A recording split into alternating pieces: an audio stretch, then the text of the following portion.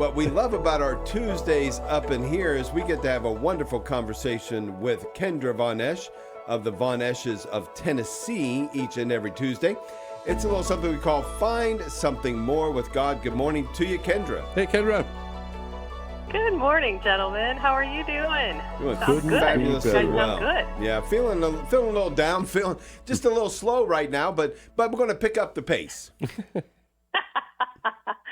Well, you know what? Sometimes don't you feel a little slow when you are thinking about the prayer that you have to do? Oh, amen when to you that. don't feel Kendra. like praying. Yeah, it's hard to get Isn't that the started worst? sometimes. And why? Why It is is. prayer hard? Oh, every single one of us, including all of the saints, all struggled with prayer. This is why there's a whole section in the Catechism that says prayer is a battle. So cut yourself some slack. You don't have to feel like praying in order to pray. I mean, come on, think about it. How many times do you just do other things? Suddenly you find yourself scrolling for 20 minutes, or you can do anything for like 20, 30 minutes, but 10 minutes of prayer seems like God is asking you to do the impossible. So let's talk about that. So the Catechism of the Catholic Church 2:27-25 says, prayer is both a gift of grace and a determined response on our part. It always presupposes effort. And then it says, the great figures of prayer of the Old Covenant before Christ, as well as the Mother of God, the saints, and He Himself, all teach us this. Prayer is a battle.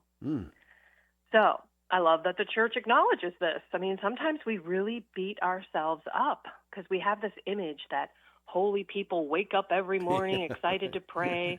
They sit down and they immediately enter into this beautiful, peaceful conversation with God, and they never get distracted. And that's just simply not true. Prayer requires perseverance. And one of the biggest mistakes we can make is confusing wanting to pray with choosing to pray. I mean, I'll be honest, there are days when I want to pray. And there are other days, like today, which is why I'm talking about this, when I don't want to pray. But as we know, love isn't a feeling. Think about any important relationship in your life. If you only gave that person time when you were emotionally excited to do it, you probably wouldn't have much of a relationship with them. You know, so sometimes love means just showing up. And sometimes prayer is just simply saying, Jesus, I don't really feel like praying today, but I'm here. And actually, let those moments be truthful with God. You know, sometimes we think we have to do this big old act when we're in prayer and say the perfect things. And you know what? God just wants us to be real.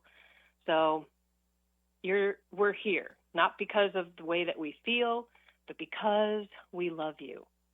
And St. Teresa of Ávila, who is like a powerful person in the church, a doctor of the church, one of the greatest teachers of prayer in Catholic history, she struggled with prayer.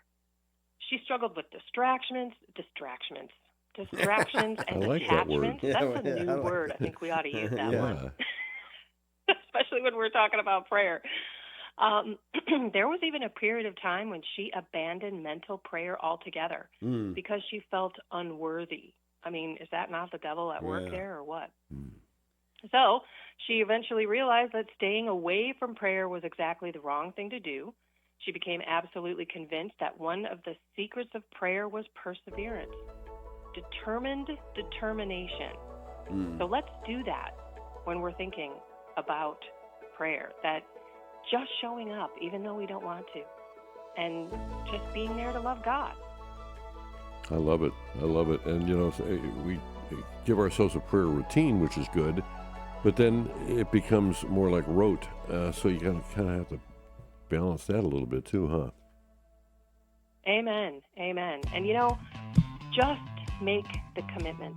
Just persevere and be honest with God, because He really wants our honesty, and that's how you build a relationship. You know, you can't like build a truthful, honest relationship with someone without being honest with them.